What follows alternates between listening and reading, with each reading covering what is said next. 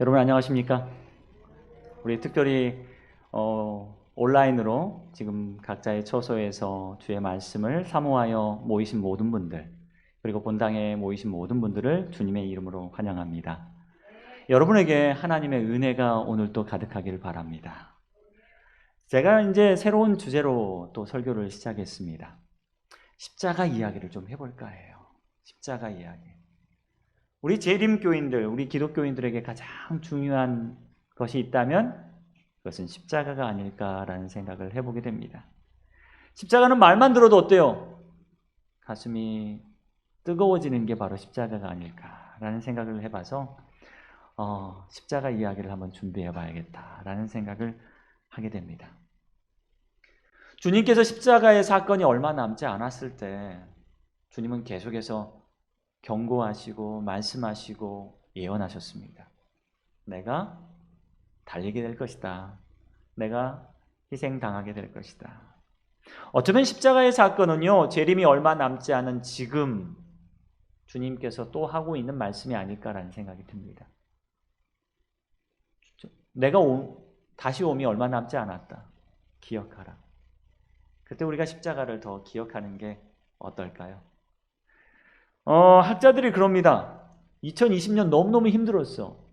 근데 2021년은 괜찮아질까? 학자들이 아마 2020년이 더 나을걸? 이라는 이야기를 전한다고 해요, 요새는. 그만큼 미래에 대한 희망이 점점 사라지고 있을 때 우리는요, 미래에 대한 더 큰 희망으로 여러분과 제 가슴이 뜨거워지길 바랍니다. 오늘은 십자가 이야기 첫 번째로 한 병든 자가 있으니 라는 제목으로 여러분과 함께 하나님의 은혜를 좀 나누기를 원합니다. 여러분, 고대 그리스에 한 철학자이자 수학자가 있었습니다. 꽤 엉뚱한 사람이었는데요. 그의 이름은 아르키메데스였어요. 여러분 어디서 이름 들어보셨을 거예요. 그가 한 말 가운데 아주 재미있는 말을 한마디 합니다. 나에게 충분히 긴 지렛대와 이를 받칠 수 있는 튼튼한 지렛목만 둔다면 나는 지구를 움직여 볼 수 있어 라고 이야기했습니다. 이 수학자가 지구를 움직였을까요? 못 움직였을까요? 왜 못 움직였을까요? 움직였어요? 어떻게 움직였죠? 이 수학자가 이야기해 나한테 아주 긴 지렛대하고 지렛목만 준다면 나는 이 지구도 움직일 수 있어 라고 이야기를 했는데 지구 움직였어요? 못 움직였어요? 못 움직였어요. 왜 못 움직였어요? 지렛대가 큰 게 없었어요. 지렛대가 그렇게 긴 게 없었고 이 지렛대를 받칠 만한 지렛목이 없었기 때문에 그는 진짜로 움직여 보이지는 못했습니다. 그런데 오늘 제가 소개할 분은 나무에 매달려서 세상과 지구를 움직인 분이 한 분 계십니다. 바로 예수 그리스도이십니다. 이분은 십자가라는 나무에 매달렸더니 세상이 움직였어요. 이 지구를 움직였어요. 이 지구상에 사는 사람들의 마음을 움직였어요.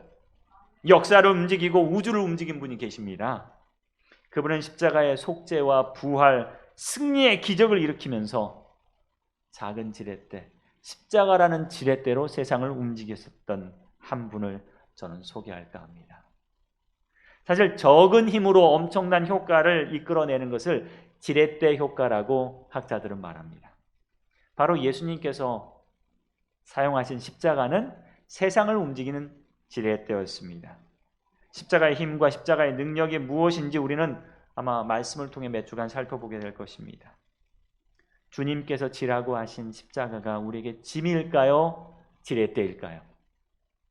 여러분, 우리가 매일 지고 가야 될 십자가의 길은 짐일까요? 아니면 지렛대일까요? 여러분, 오늘 주의 십자가를 발견하게 되길 바랍니다. 성경 말씀에 요한복음 11장 1절에 이렇게 시작합니다. 어떤 병든 자가 있으니 이는 마리아와 그의 형제 마르다의 촌 베다니에 사는 나사로라. 이 마리아는 향유를 주께 붓고 머리털로 주의 발을 씻기던 자요 병든 나사로는 그의 오라비로라. 이에 그 누이들이 예수께 사람을 보내어 가로되 주여 보시옵소서 사랑하는 자가 병들었나이다. 예수께서 들으시고 가라사대 이 병은 죽을 병이 아니라 하나님의 영광을 위하며 하나님의 아들로 인하여 영광을 얻게 하려 함이라 하시더라. 여기에 예수님의 친구 나사로를 소개하고 있습니다. 사실 나사로는요, 예수님의 친구이긴 했지만 성경에 많이 등장하고 있지 않습니다. 나사로란 이름을 찾아보면 이 나사로 말고, 예수님의 친구 나사로 말고 예수님의 비유 중에 나오는 나사로가 한 사람 더 있습니다. 근데 예수님의 친구 나사로는요, 성경에 요한복음 11장과 12장 거기밖에 나오지 않아요. 다른 데는 찾아보려고 해도 거의 그의 기록이 나와 있지 않습니다. 이렇게 나와 있지는 잘 않는데 이 친구를 소개하면서 뭐라고 소개를 하느냐? 이렇게 소개를 합니다. 어떤 병든 자가 있으니. 이 병든 자라는 헬라어는요, 아스데론이라고 합니다. 아스데론. 이 뜻은 신약 성경에 여러 가지 뜻으로 사용되고 있는데, 첫 번째 여기서 번역된 것처럼 병든 자 혹은 병자라는 뜻을 가지고 있습니다. 두 번째는요, 신약 성경에 약한 자라는 뜻으로 사용된 적이 있습니다. 그리고 마지막으로 세 번째는 믿음이 연약한 자라는 뜻으로 사용하고 있습니다. 병들고 약하고 믿음이 연약한 자, 아스데론이라고 합니다. 하지만 본래 나사로는 어떤 사람이었을까요? 그가 병들고 믿음이 연약하고 약하고 그런 사람은 아니었다는 겁니다. 이 나사로의 인물을 살펴보면요, 성경과 영감의 기록은 나사로를 이렇게 표현하고 있습니다. 첫 번째, 누가 사랑하는 자? 주님께서 사랑하시는 자. 여러분, 주님께서 사랑하시는 자이십니까? 야, 주님이 나를 사랑하니까 나는 얼마나 기분 좋아요. 야, 내 친구가 누구야? 예수님이야, 예수님이야. 세상에 오셔가지고 사람들을 고치시는 그분, 바로 그분이 내 뭐야? 친구인데 그분이 나를 뭐 하셔? 사랑하셔. 나 어때? 대단한 사람이에요. 두 번째, 그는 어떤 사람이었냐? 영감의 기별을 보면요, 그는 확고한 그리스도의 제자들 가운데 한 명이었다라고 이야기합니다. 야, 그는 확고한 그리스도의 제자였습니다. 세 번째, 그는 믿음이 강했고요. 네 번째, 사랑이 깊었으며, 다섯 번째, 구주의 총애를 받고 있었고, 여섯 번째, 주님께서 그의 집에 자주 찾아가서 휴식을 취했던 그런 사람이었습니다. 어때요? 좋은 사람입니까? 괜찮은 사람입니까? 바로 우리 같은 사람이에요? 아멘을 안 하시네. 우리도 한때는 그랬잖아요, 여러분. 처음 예수님 믿었을 때 어때요? 주님을 확고하게 믿는 그런 제자들 가운데 한 사람이었고요. 우리가 과거에 예수님 믿었을 때는 믿음이 강했고요. 과거에는요, 남보다 더 열정이 뛰어났고요. 어쩌면 다른 사람에게 전도하기를 부끄러워하지도 않았어요. 예수님은 우리 집에 오셔서 쉬기를 좋아하셨습니다. 우리는 과거에 그리스도의 사랑으로 뜨거웠어요. 그래서 주님 모시는 걸 저는 너무너무 기뻐했습니다. 우리가 처음 예수를 믿기 시작했을 때 열정이 남들보다 뛰어나고 믿음이 강했어요. 우리의 과거는 열정적이고 믿음이 강하고 사랑이 깊었으며 구주의 사랑을 받는다고 지금 생각하고 있었습니다. 그런데 그런 나사로가 어떻게 됐습니까? 병들었어요. 병들었어요. 건강했던 나사로가 갑작스럽게 아주 무서운 병에 걸렸답니다. 아마 나사로는요, 그때 젊었을 거예요. 이 젊은 나사로가 병에 걸렸으면 아마 대단히 무서운 병이었을 겁니다. 그는 사경을 헤맸어요. 그에게는 훌륭한 의원이 필요했습니다. 그를 옆에 보았던 누이들은 누구에게 연락을 취합니까? 전화를 했어요. 전화를 했더니 뭘 했어요? 주님! 뭐라고 누이들이 뭐라고 말했습니까? 주님! 주님의 사랑하시는 친구가 뭐였습니다? 병들었습니다. 다른 말 할 필요 있어요, 없어요? 없어요. 주님 빨리 오셔서 빨리 고쳐주세요. 주님 뭐 어떻게 방법을 좀 찾아주세요 라고 하지도 않고 그들은 믿음을 가지고 이렇게 말합니다. 주님의 사랑하는 친구가 병들었습니다. 주님의 사랑하는 친구가 병들었습니다 라고 하면 주님께서 다 알아서 해줄 거라고 믿어야 안 믿어요, 여러분? 믿어요, 여러분. 왜? 우리 오라비는 누가 사랑하셔? 주님께서 사랑하시는데 그냥 이도록 고통당하도록 버려두지 않으실 거야. 죽도록 버려두지 않으실 거야. 누가 오셔서? 주님이 분명히 오셔서 고쳐주실 거야. 우리는 다른 말 할 필요 없어. 그냥 주님의 사랑하는 친구가 병들었습니다. 이 한마디면 돼. 주님은 우리의 모든 필요를 알고 있다고 그들은 믿었습니다. 가족들의 믿음으로는요, 이 말 한마디면 주님께서 한 걸음에 달려오셔서 그의 사랑하는 친구를 고쳐줄 거라고 믿고 있었습니다. 그런데요, 그들이 이런 간구에도 불구하고 주님은 아무런 응답을 하지 않은 거예요.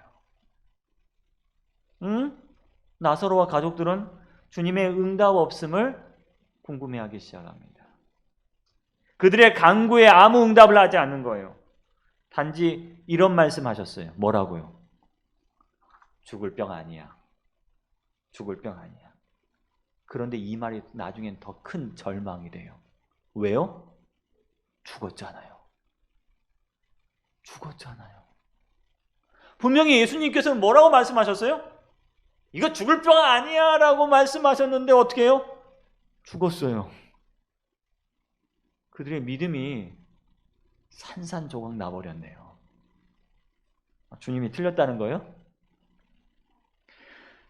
사기꾼? 친구를 사기꾼이라고 부를 수는 없잖아요. 나사로가 죽었을 때 죽지 않을 것이라고 들었는데 죽어버린 나사로를 보니까 더더욱 절망을 느꼈어요. 나사로는요, 예수님 없이 홀로 고통과 투정했고 아픔과 투정했습니다. 나사로가 죽자 나사로의 누이들은요, 이별과 사망의 슬픔 가운데서 남겨지고 말았습니다. 그런데 이 모습은 바로 우리의 현재의 모습이에요. 현재의 모습. 우리는 죽을 병 걸린 것처럼 지금 절망 속에 있습니다. 기도를 하는데 뭐가 없어? 응답이 없어. 목사님 설교하시는데 뭐는 병은 아니래? 죽을 병은 아닌데 나 죽을 것 같아. 내 소망이 죽었어 이미. 주님, 우리의 믿음이 떨어지고 있습니다. 주님 언제 응답하시겠습니까? 주님 언제 오시겠습니까? 주님 언제 오시겠습니까? 목사님은 언제 오신대요? 곧 오신대요. 근데 오셔요 안 오셔요? 사기꾼이야. 누가? 목사님이. 목사님이 사기꾼 같아. 우리의 간구에 아무런 응답도 없어서 우리는 절망과 싸우고 있고요, 아픔과 싸우고 있고 사망과 이별과 싸우고 있다는 거예요. 마치 예수 없이 홀로 남겨진 우리의 모습들을 이 나사로를 통해 보게 됩니다. 나사로가 죽은 지 며칠이 지난 다음에 누가 오셨어요? 예수님 오셨어요. 이미 죽은 지 며칠이 지났는데 예수님 오셨어요. 예수님께서 베다니로 오셨습니다. 그때 사랑하는 친구 나사로는 그의 집에 없었어요. 이미 어디로 가버렸어요? 무덤으로 들어가 버렸습니다. 그가 죽은 지 이미 나흘이라는 시간이 지났습니다. 그는 차디찬 동굴에 누워 있었고 더 이상 움직이지도 않았고 그의 육체는 썩어가고 있었고 심지어 고약한 냄새까지 풍기고 있었습니다. 무덤에 있은 지 나흘이라. 무덤에 있은 지 나흘이라. 이미 뭐가 끊어진 거예요, 여러분? 희망이 끊어진 겁니다. 가망이 없다는 거예요. 우리의 인생도 이렇게 가망이 없을 때가 있을까요? 나사로의 인생은 순식간에 무너져 버렸습니다. 여러분은 어떤 걸 가지고 살아가고 계십니까? 어떤 걸 갖고 살아가고 계세요? 여기 보니까 다 망자로 끝나는데 뭘 가지고 살아가고 계세요? 소망 갖고 살아가세요? 응? 희망 갖고 살아가세요? 또 뭐 갖고 살아가세요? 솔직히 우리 뭐 갖고 살아가고 있죠? 우리 인생을 살면서 이러한 것들을 우리가 가지고 살아간대요. 근데 어떤 사람은 희망과 소망을 가지고 살기 시작합니다. 그러다가 이 희망과 소망을 갖고 살다가 이 열망과 야망과 욕망과 갈망을 갖기 시작합니다. 아, 그래. 나도 이거 한번 해봐야지.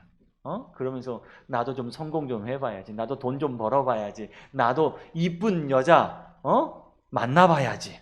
나도 좋은 차 사봐야지. 그러다가, 그런 인생을 살다가 뭐와 뭘 느끼게 돼요? 실망과 절망을 느끼게 되죠. 아, 나는 안 되나 봐. 이 실망과 절망을 딱 느끼게 된 다음에 이제 뭘 가냐? 낭만과 원망 속에 삽니다. 아유, 우리 부모가 부자가 아니라서 정말 부모 원망하고, 우리 자녀들이 잘 되지 못해서 자녀들 원망하고, 우리 남편 원망하고, 우리 부인 원망하고, 이렇게 하나님 원망하고 살다가 결국 어디에 가죠? 뭘 갔죠? 사망에 이르게 됩니다. 여러분 지금 뭘 갖고 계세요? 아직도 희망과 소망을 갖고 계십니까? 아니면 여전히 열망과 욕망과 야망을 갖고 계십니까? 어쩌면 절망과 실망 속에서 낭만과 원망을 하고 계십니까? 아니, 나는 아무것도 없어. 이제 나 죽었어. 난 사망이야. 라고 계십니까? 희망과 사망은요, 한 글자가 틀린 게 아니라 사실 두 글자 다 틀린 글자입니다. 뒷글자도 다르다는 거예요. 희망과 절망까지는 모두 다 바랄 망자를 씁니다. 뭔가 바래요. 그래도 절망에도요, 아직 남아있는 게 있어요. 낭망에도 아직 바라고 있는 게 있어요. 근데 사망은요, 이제 바라는 거 없어요. 원하는 거 없어요.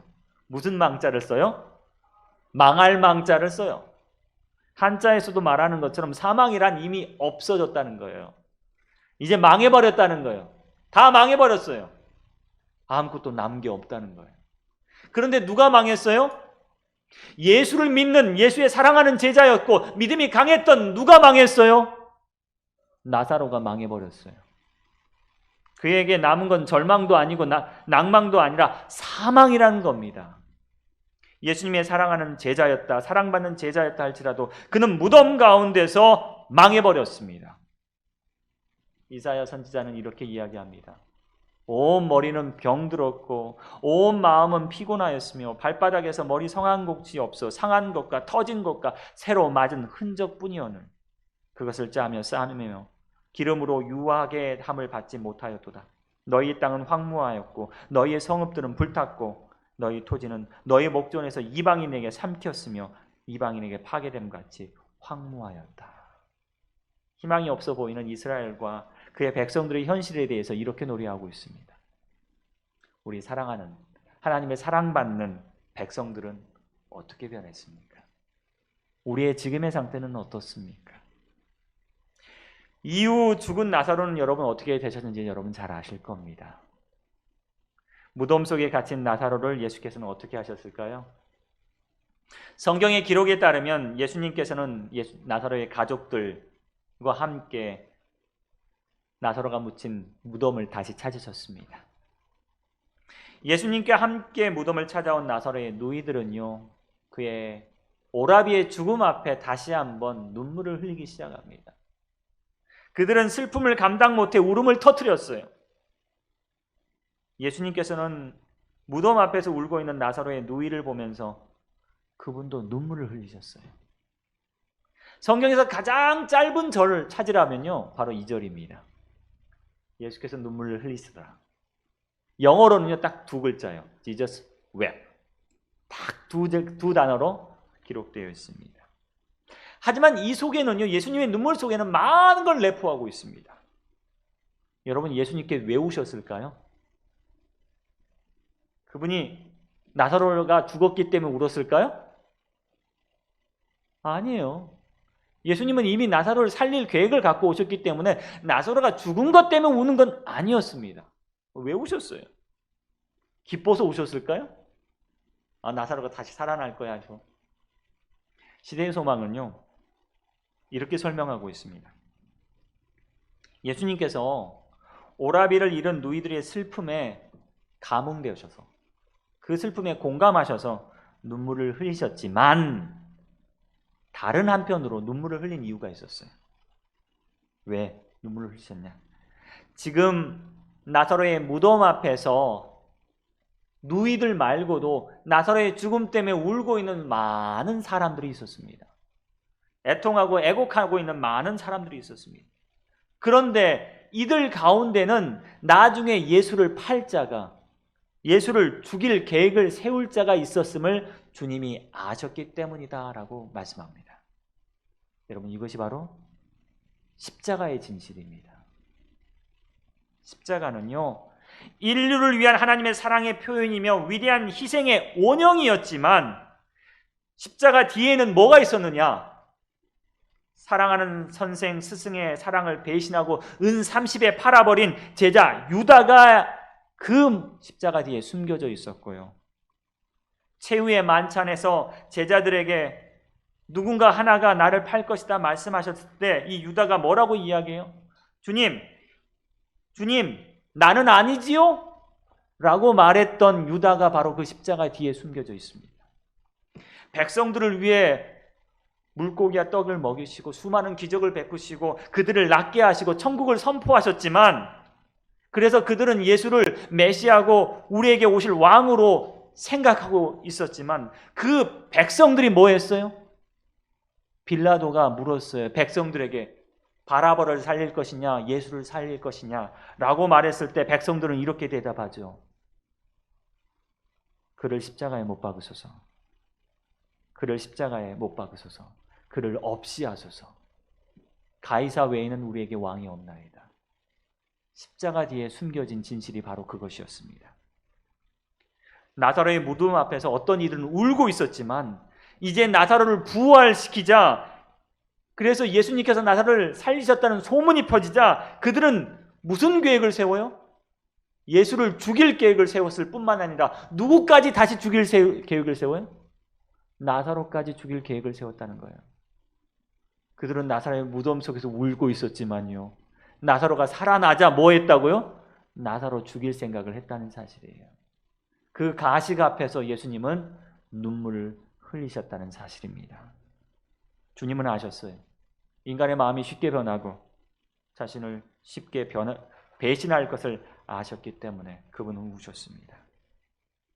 지금은 나사로의 죽음에 슬퍼하나 나사로가 부활하면 그들은 다시 나사로와 예수를 죽일 계획을 세울 것을 이미 아셨기 때문에 주님은 우셨습니다.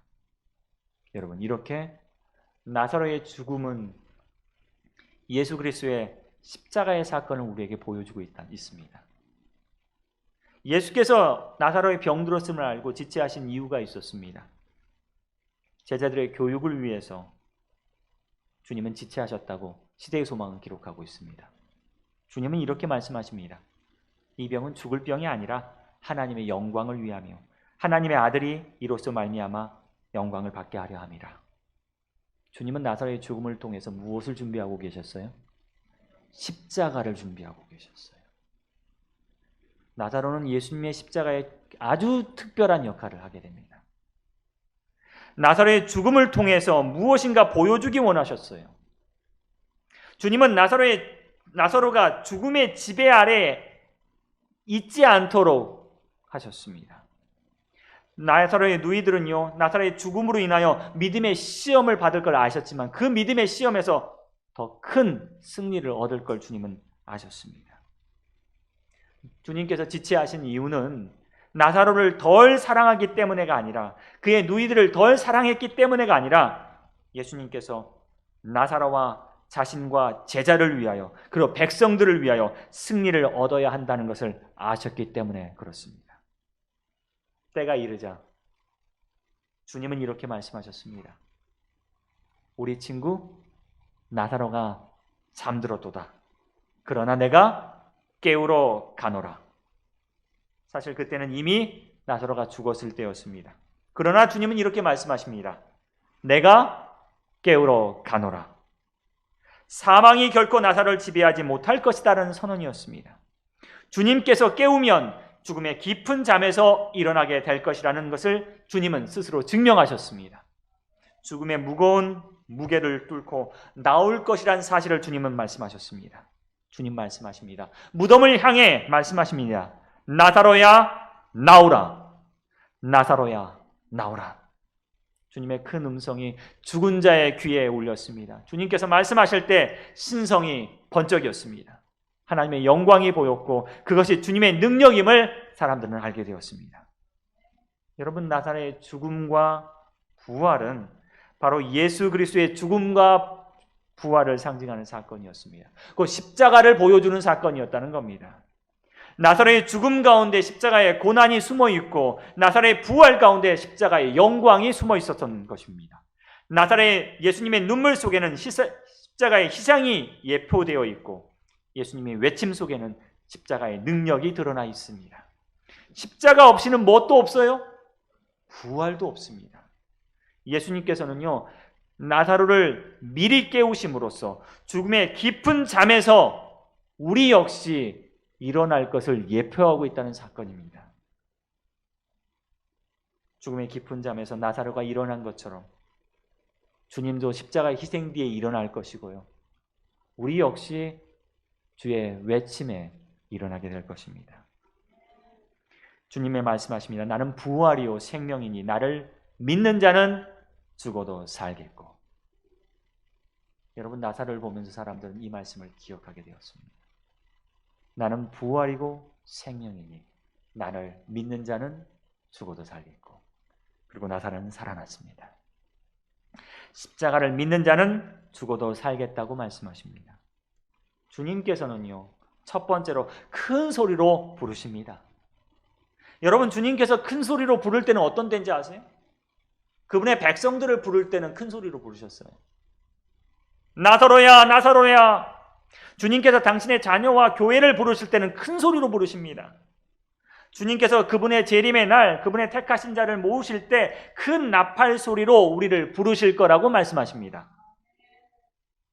지금 주님, 우리가 어쩌면 죽는 것은요, 주님의 영광을 위함입니다.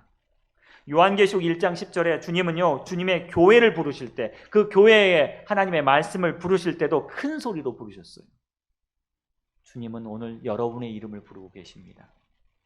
나사로처럼 무덤 속에 들어가 잠든 것처럼 옛날에는 주님의 사랑하는 제자였고 뜨거움을 가진 사람이었는데 지금은 안 그런 것 같아요.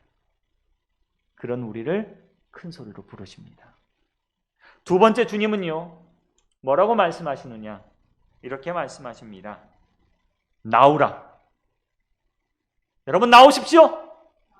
여러분이 여러분 잠들어 있는 무덤에서 나오십시오.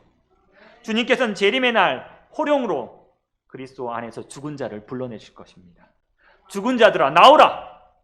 오늘 나사로처럼 영적 죽은 자에게도 말씀하십니다. 나오라. 절망의 무덤에서 나오라. 아픔의 무덤에서 나오라. 죄악의 무덤에서 나오라. 고통의 무덤에서 나오라. 슬픔의 무덤에서 나오라. 그리고 죽음의 무덤에서 나오라. 여러분, 주님 앞에 나오게 되기를 간절히 바랍니다. 세 번째, 주님은 이렇게 명령하셨습니다. 풀어놓아 다니게 하라. 죽음 가운데 부활한 나사로를 위해서 말씀하십니다. 이제 풀어놓아 다니게 하라. 그 마음대로 다니게 해. 그의 입을 막지도 말고 그의 걸음을 멈추게 하지도 마라. 그의 손을 잡지도 말고 그가 다시 받은 하나님의 생명으로 찬양하게 하고 증언하게 하고 봉사하게 하라. 나사로는요, 살아있는 사람들의 사이를 다녔습니다. 그는 하나님을 찬양했습니다. 나 살았다고 말합니다. 살아있는 사람들은 그의 몸을 만져봤습니다. 냄새를 맡아봤어요. 그의 소리를 들었어요. 그는 풀어놓아 다니기 시작합니다. 여기저기 다니기 시작해요. 내가 바로 그 죽었던 나사로예요. 다니기 시작합니다. 이 부활한 나사로는 이제 살아야 될 이유와 목적이 분명해졌습니다. 나도 이제 무슨 길을 걸어요? 예수님과 함께 십자가의 길을 걷는 것이다. 하나님의 영광을 위해 살 것이며 십자가의 길을 예수님과 함께 걸어 다닐 것이다. 부활한 나사로는 이게 자유롭게 되어 예수와 함께 십자가의 길을 걷게 됩니다. 그는 사람들 앞에 서고 드디어 주님은 병들었던 자, 죽었던 자, 그러나 부활했던 자를 십자가의 길에 고삐를 맡기시게 됩니다. 예수께서 십자가의 고난을 당하시기 일주일 전에 주님은 드디어 예루살렘 입성하게 됩니다. 마지막 순환주간 첫 번째 날, 그분은 십자가를 준비하시면서 첫 번째 입성을 하게 됩니다. 사람들은 종려가지를 들고 환영하며 자신의 옷을 왕이 오시는 길 앞에 깔아 놓았습니다. 사람들은 환호하면서 메시아 그리스도, 하나님이 보내신 왕이 오시는도다라고 이야기했습니다. 주님은 나귀 새끼를 타고 예루살렘 성에 입성하십니다. 그런데 자세히 보니 누가 보여요, 여러분? 누가 보여요? 죽었다가 살아난 사람이 보여요. 나사로가 보여요. 분명히 장례식까지 다 한 사람이 보여요. 그 사람이 뭘 잡고 있어요, 여러분? 나귀 새끼의 고삐를 잡고 있습니다. 나귀 새끼의 고삐를 잡고 누구를 모시고 와요? 예수 그리스도를 모시고 오는 거예요. 죽었던 자가, 병들었던 자가, 연약한 자가 누구를 잡아요? 예수 그리스도의 나귀 새끼를 잡고 그리스도를 영접하며 우리에게 모시고 오는 겁니다. 예루살렘에 입성하는 예수 그리스도를 보면서 제일 먼저 본 사람은 누구요? 죽었다가 살아난 나사로를 본 겁니다.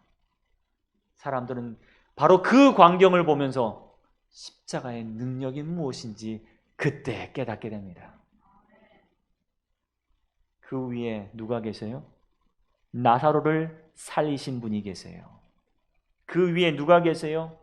우리를 살리실 예수 그리스도가 계십니다. 나사로는 바로 증인이었습니다. 자신을 살리신 하나님의 증인이었습니다. 바로 그가 십자가의 증인이 됩니다. 내가 죽은 지 나흘 만에 살아난 사람입니다. 내가 썩어서 냄새나는 그런 시신에서 돌아온 사람입니다. 그는 말 그대로 증인입니다. 말 그대로 살아있는 산 증인이 됩니다. 죽었다고 살아난 증인, 부활의 증인, 십자가의 증인, 그는 살아서 십자가의 능력을 이렇게 자랑합니다. 그리스도의 십자가의 능력과 영광을 드러내는 예표였다는 사실입니다. 그야말로 십자가의 능력을 말하고 찬양하며 노래하는 살아있는 증인이 되었던 겁니다. 여러분, 재림의 그날 수많은 나사로가 있을 겁니다. 수많은 나사로가 여기 있을 겁니다. 주님이 구름 타고 오실 때 그 구름을 끌어당기는 수많은 나사로가 여기 있을 것입니다.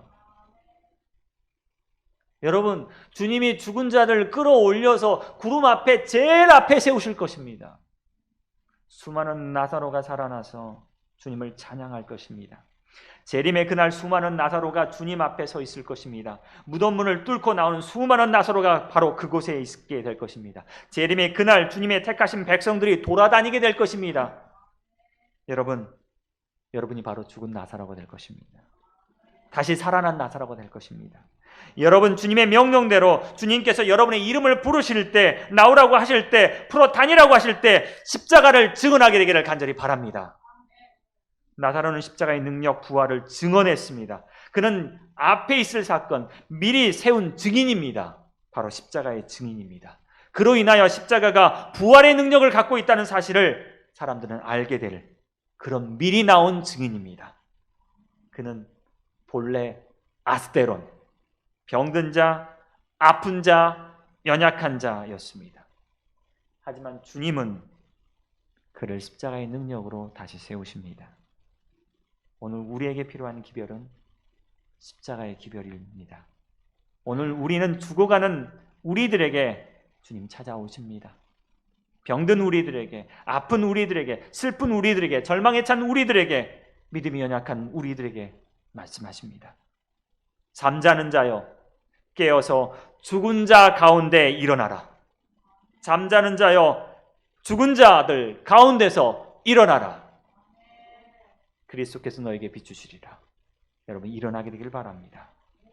십자가는 죄인을 죽이는 형틀이 아니라 바로 죽은 자를 일으키는 지렛대이심을 여러분 기억하게 되기를 간절히 바랍니다. 그 지렛대가 오늘 우리의 마음을 다시 한번 일으켜 세우기를 간절히 바랍니다. 여러분 이 말씀을 기억하십시오. 고린도전서 1장 27절 말씀입니다. 세상에 약한 것들을 택하사 강한 것들을 부끄럽게 하려 하시며, 여기에 세상에 약한 것이라고 표현된 이 헬라어 단어가 바로 아스테론입니다. 병든 것, 세상에 병든 것, 아스테론을 택하셔서 십자가의 능력과 부활을 증거하게 하신 주님, 우리의 죽어버린 영혼을 다시 살려주기를 간절히 바랍니다. 우리의 썩어버린 심령을 다시 살려주기를 간절히 바랍니다. 우리의 버려진 열정을 다시 살려주시기를 간절히 바랍니다. 오늘 병든 자가 아니라 부활한 나사로로서 미리 십자가를 증거하는 우리 모두가 되길 바라며 오늘 말씀을 드리겠습니다.